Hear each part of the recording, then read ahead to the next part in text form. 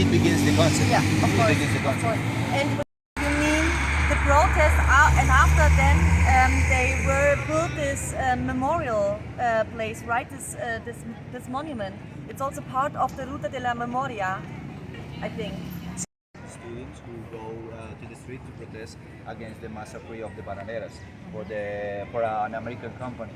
And then in that protest, a lot of students were murdered, and this monument is only his kind because it's the only one in Colombia who speaks about the memory of that protest. Yeah.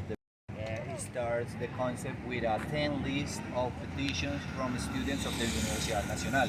And they also have this performance with shields and with other stuff for going to march, and that motivates the rest of the people in the rest of the country to use this kind of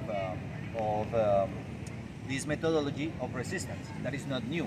He thinks that it is very similar to what happened in Europe with the people. It happened also with the union people, with the unions in Latin America. It's also happened in other places about this performance of primera línea of.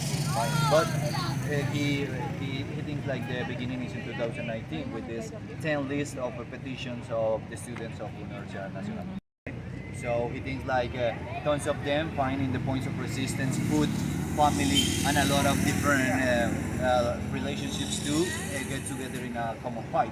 That's why in that way they start to came into those points of resistance and find a common enemy that was the police, that was the elite, and that was it. Beginning, he's saying like, let's say like in the 90% of the young population that so after the national strike, the 90% of the population, the young brothers, they return to their previous lives. So, and he thinks like that these lives are linked to violence in the neighborhoods, illegal systems, and different stuff that is happening.